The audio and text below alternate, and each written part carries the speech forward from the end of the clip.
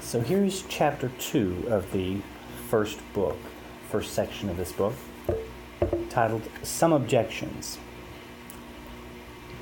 If they are the foundation, I had better stop to make that foundation firm before I go on. Some of the letters I have had show that a good many people find it difficult to understand just what this law of human nature, or moral law, or rule of decent behavior is.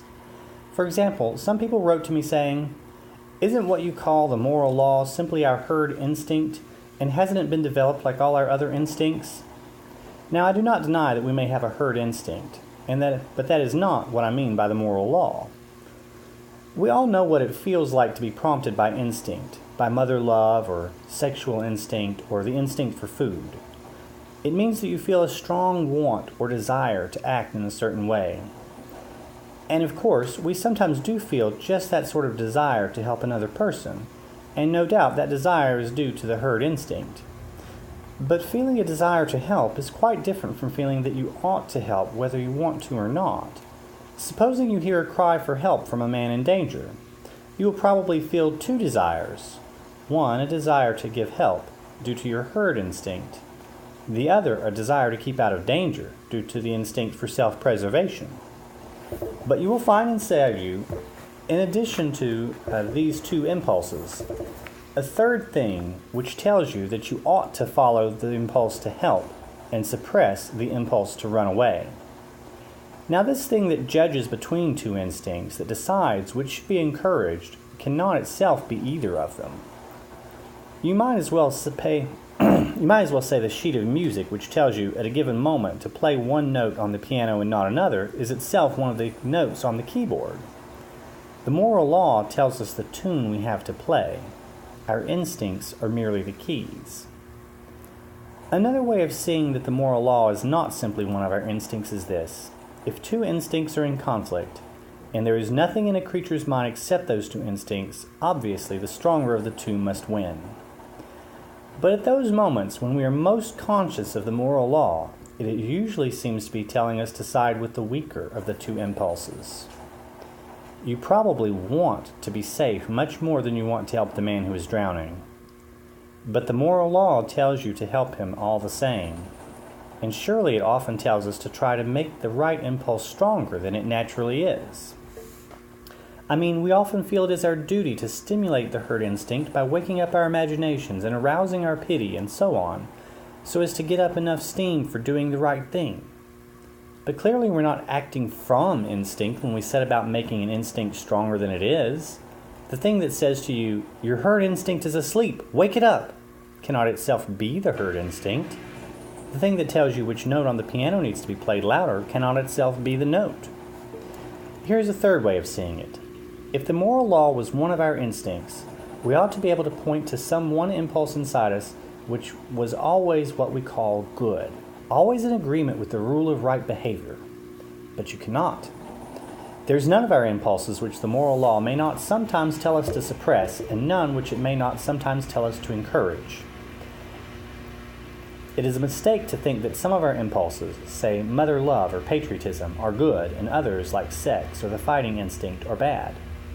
All we mean is that the occasions on which the fighting instinct or the sexual desire need to be restrained are rather more frequent than those for restraining mother love or patriotism. But there are situations in which the duty of a married man to encourage his sexual impulse and of a soldier to encourage the fighting instinct. There are also occasions on which a mother's love for her own children or a man's love for his own country have to be suppressed, or they will lead to unfairness toward other people's children or countries. Strictly speaking, there are no such things as good and bad impulses. Think once again of a piano. It has not got two kinds of notes on it, the right ones and the wrong ones. Every single note is right at one time and wrong at another. The moral law is not any one instinct or set of instincts. It is something which makes a kind of tune, the tune we call goodness or right conduct, by directing the instincts. By the way, the point is of great practical consequence. The most dangerous thing you can do is to take any one impulse of your own nature and set it up as the thing you ought to follow at all cost. There is not one of them which will not make us into devils if we set it up as an absolute guide. You might think love of humanity in general was safe, but it is not. If you leave out justice, you will find yourself breaking agreements and faking evidence in trials for the sake of humanity, and become in the end a cruel and treacherous man. Other people wrote to me saying, "Isn't what you call the moral law just a social convention, something that is put into us by education?" I think there is a misunderstanding here. The people who ask that question are usually taking it for granted that if we have learned a thing from parents and teachers, then that thing must be merely a human invention. But of course that is not so. We all learn the multiplication table at school.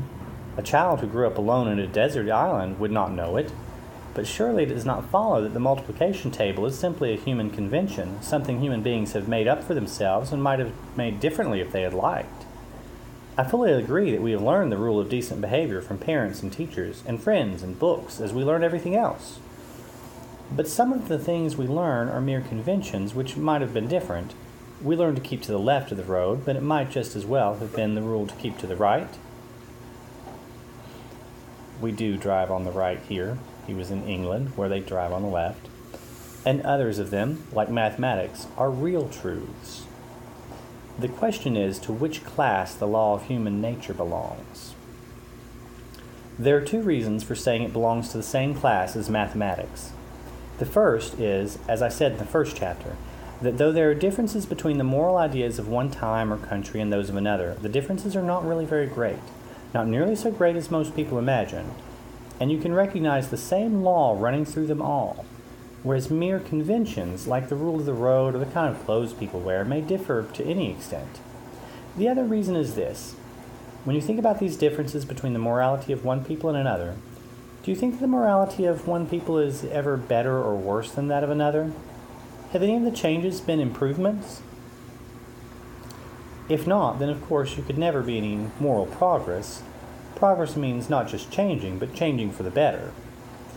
If no set of moral ideas were truer or better than any other, there would be no sense in preferring civilized morality to savage morality, or Christian morality to Nazi morality. In fact, of course, we all do believe that some moralities are better than others. We do believe that some of the people who tried to change the moral ideas of their own age were what we would call reformers or pioneers, people who understood morality better than their neighbors did. Very well then, the moment you say that one set of moral ideas can be made better than another, you are in fact measuring them both by a standard, saying that one of them conforms to that standard more nearly than the other. But the standard that measures two things is something different from either. You are in fact comparing them both with some real morality, admitting that there is such a thing as a real right, independent of what people think, and that some people's ideas get nearer to that real right than others. Or put it this way, if your moral ideas cannot be truer, and those of the Nazis less true, there must be something. Or, heard that wrong? If your moral ideas can be truer, and those of the Nazis less true, there must be something, some real morality for them to be true about. The reason why your idea of New York can be truer or less true than mine is that New York is a real place, existing quite apart from what either of us thinks. If when each of us said New York, each meant merely the town I imagine in my own head, how could one of us have any truer ideas than the other? There would be no question of truth or falsehood at all. In the same way, if the rule of decent behavior meant simply whatever each nation happens to approve, there would be no sense in saying that any one nation had ever been more correct in its approval than any other. No sense in saying that the world could ever grow morally better or morally worse. I conclude then that though the difference between people's ideas of decent behavior often make you suspect there is no real natural law of behavior at all, yet the things we are bound to think about these differences really prove just the opposite. But one word before I end. I've met people who exaggerate the differences because they've not distinguished between differences of morality and difference of belief about facts. For example, one man said to me, 300 years ago, people in England were putting witches to death. Was that what you call the rule of human nature or right conduct? But surely the reason we do not execute witches is that we do not believe there are such things. If we did, if we really thought there were people going about who had sold themselves to the devil and received supernatural powers from him in return and were using their powers to kill their neighbors or drive them mad or bring bad weather, Surely we would all agree that if anyone deserved the death penalty, these filthy quislings did. There is no difference of moral principle here. The difference is simply about matter of fact. It may be a great advance in knowledge not to believe in witches. There's no moral advance in not executing them when you do not think that they are there. You would not call a man humane for ceasing to set mouse traps if he did so because he believed there were no mice in the house. End of second chapter.